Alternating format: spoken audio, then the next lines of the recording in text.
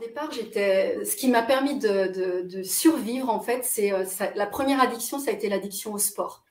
Donc, je suis partie vraiment dans le sport. Et puis, quand j'ai rencontré Osho, j'ai rencontré le tantra, mais je n'ai pas été spécialement appelée parce que ce que j'ai rencontré, c'était le hatha yoga.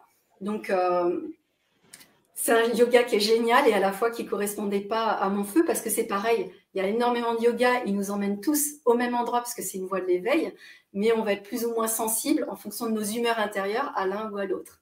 Et donc après, je me suis sentie un peu mieux quand même dans l'ashtanga parce que j'avais des bénéfices physiques, mais j'arrivais pas à faire le lien entre toute ma spiritualité, tout ce que je vivais dans mon monde avec mes guides et avec toutes les fraternités et cette dimension physique. J'arrivais pas forcément à bien connecter les deux.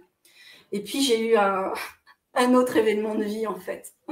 Donc à 44 ans, j'ai fait une péritonite aiguë et j'ai été hospitalisée. En fait, mes fonctions vitales ont été engagées. J'ai été hospitalisée 2 fois, 3 mois d'intervalle.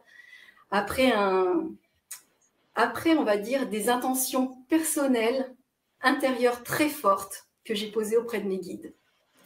En fait, j'ai dit à mes guides, à cette époque-là, j'étais avec encore un autre compagnon et qui avait une tendance à batifoler. Et en fait, je suis tombée sur un mail qui me montrait clairement qu'il batifolait beaucoup. Et j'ai posé auprès de mes guides, je leur ai dit, mais moi, j'en peux plus de ces histoires de tromperie, en fait. Forcément, avec toute la voie tantrique, c'est vrai que je suis en couple ouvert, donc il y a cette notion de liberté. Et cette notion de liberté, elle est OK pour moi quand justement, elle est transparente. Et là, il se trouve que ça a été un compagnon qui a caché les choses. Et j'ai découvert, donc j'ai sorti mes antennes, je suis tombée dessus et j'ai eu une forte émotion intérieure. Où là, j'ai dit à mes guides, maintenant, ça suffit avec ces histoires de tromperie. Donc, je préfère en crever. Et je leur ai vraiment parlé comme ça et je leur ai dit, maintenant, ça suffit, j'en veux plus dans ma vie. Ça fait des générations que ça dure. C'est fini. Et en fait, la nuit même, je suis tombée très gravement malade. Et je me disais, c'est pas trop grave, ça doit être une gastro. J'avais très mal au ventre, beaucoup de température. Mais comme je suis d'une typologie à prendre sur moi, pas vouloir trop déranger, j'ai supporté. Et en fait, je suis rentrée à l'hôpital en urgence, les fonctions vitales étant engagées, et j'ai fait une mort clinique. Donc, à ce moment-là, non, j'ai pas vu le tunnel. J'ai parlé avec mes guides. Et donc, ils m'ont dit, voilà, Gaëlle, tu peux partir, en fait. Tu peux partir parce que tout ce que tu devais nettoyer pour cet arbre transgénérationnel, tout ce en quoi tu pouvais contribuer au niveau où tu l'as fait jusqu'à aujourd'hui, eh bien, c'est OK. À cet endroit-là, c'est OK. Et à la fois, tu peux faire le choix aussi de rester et puis là, vraiment, de manifester ton dharma. Donc, moi, mon dharma, c'est de contribuer à l'évolution du plus grand nombre. Et donc, ils m'ont laissé le choix. Et le choix que j'ai fait n'a pas été lié avec cette notion d'avoir terminé et de pouvoir repartir sur une nouvelle vague. En fait, quand j'étais hospitalisée en urgence, je n'ai pas pu dire au revoir à mes enfants. Et c'est encore une émotion aujourd'hui. J'aurais pas pu, je pouvais pas. Je pouvais pas partir sans leur dire au revoir parce que j'ai tout de suite pensé à tous les traumatismes que ça allait, toutes les conséquences que ça allait générer en fait pour eux.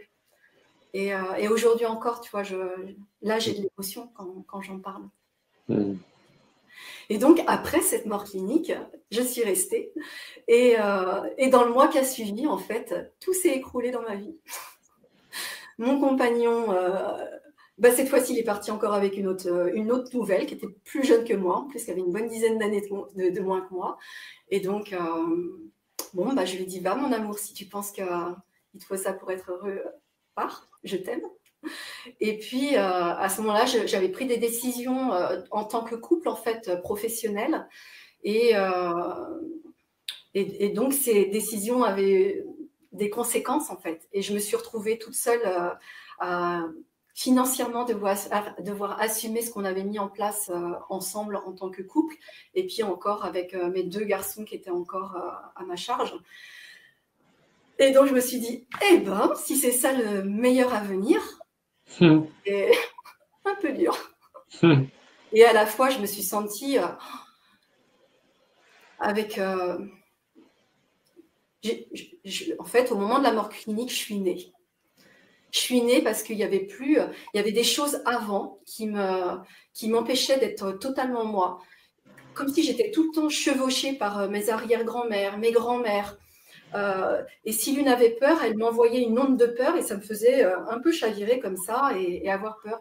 Et tu vois, avant ça, jamais j'aurais pu être là avec toi en webinaire. Ça aurait été mais totalement impossible. On me demandait de me mettre devant un public, je tombais dans les pommes tout simplement. Tout était beaucoup plus difficile.